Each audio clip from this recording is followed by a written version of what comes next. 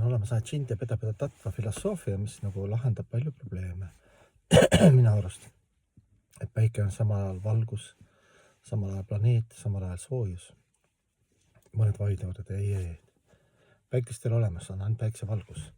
Ja sa ei saa eralda seda kolme. Samamoodi ka Jumal on kõikjal, kõigi lahutamata osake, nagu mina olen kõige lahutamata osake, ja samal ajal eraldi isiksusena.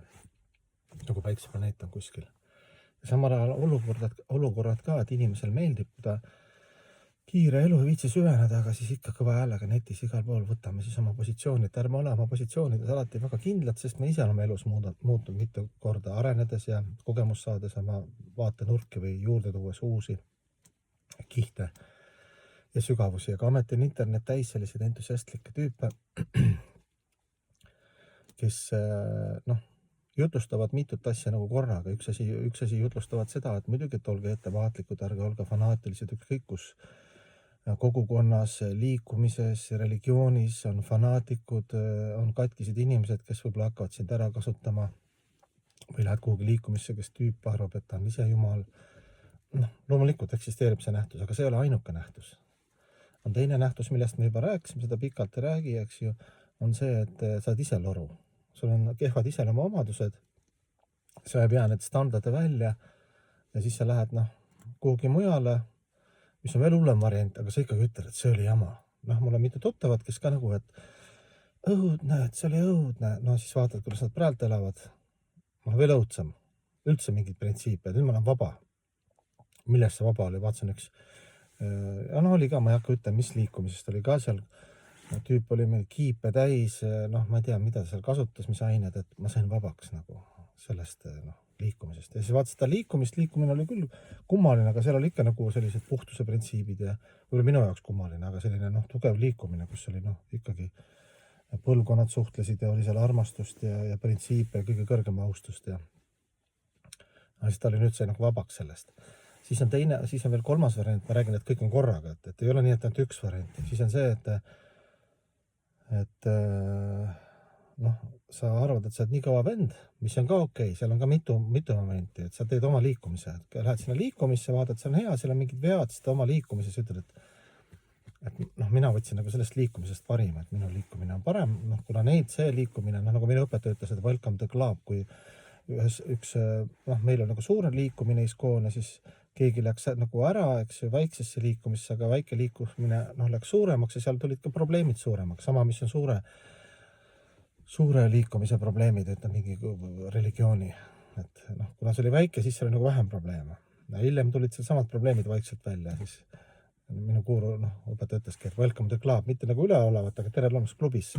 Kui on palju inimesi, siis on ka rohkem igast probleeme ja hälbed ja kellele hakkab võim pähe, kellele usk pähe, kes kasutab mingid oma seksuaalhälbed kuskil liikumises ära, kes ego. Need on palju asja nagu korraga. Või nagu inimesed räägivad ka, et kas mehed räägivad naistele, naised meestele, et mehed on tänapäeval nii degradeerunud ja naised ka. Muidugi, seda ka. Aga siis lõppkokkuvõttes ikkagi, kui inimesed on kas üksikud õnnetud või vahetavad suhted, nagu mina 4. suhe, et siis äkki on ka sinu iseloomus küsimus. Et äkki sul ei ole piisavalt tolerantsust ja alandlikkust ja oled katki nooruses ei tea üldse, kuidas see meeste ja naiste suhe käib, eks ju, et see energia tööle saaks. Näiteks jälle hästi palju variante, et kui sa nagu maha istud, hakkad elu vaatlema, siis seal ei ole nagu üks kiht, üks mõõde. Seal on 2, 3, 4, 5, 6, palju need mõõtmed pidi olema siis. Sageduse mõõtmeid, dimensioone, kuidas New Age inimesed seal nimetavad, vedades on vist, mäletagi palju seal oli, kas see oli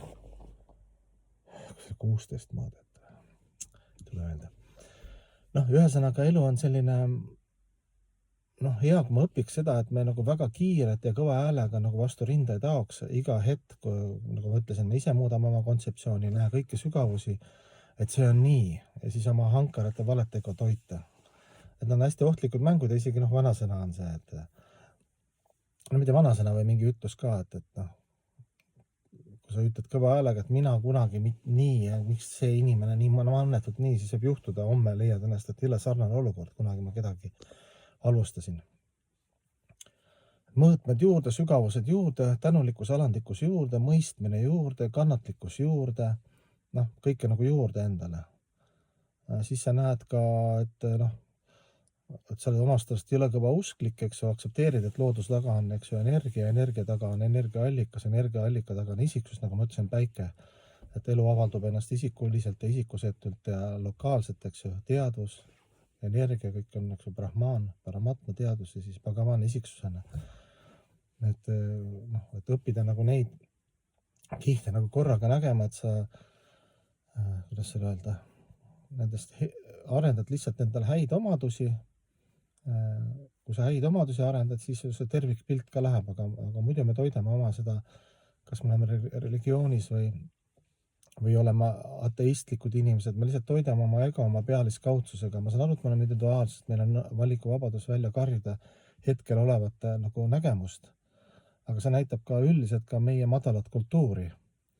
Kui me väga nagu sellised nagu närviliselt ja üleoleva energiaga räägime mingeid nähtusi, mis nagu umbes see on ateist, eks ju, nagu esiteks keegi ei ole ateist, kui sa sügavalt vaadad, kõik usuvad midagi, kõigil on oma filosoofia hetkel, kus ta saab elada või kuidas ta suudab elada ja kuidas ta on kujundatud. Et see nagu ei muuda, ütleme, et kui see auto on siin nurga taga, see ei tähenda, et seda autot ei ole olemas, lihtsalt sa pead minna nurga taha, näed seda autot, samamoodi on eluga ka. Ja kui keegi nurga taga ja ta ei näe autot, ütleb, et jumalat ei ole, siis ta ei ole halvem ega parem, ta lihtsalt hetkel ta ei ole huvi ja ta ei viitsi seal nurga taga vaadata, et seal auto on, eks ju.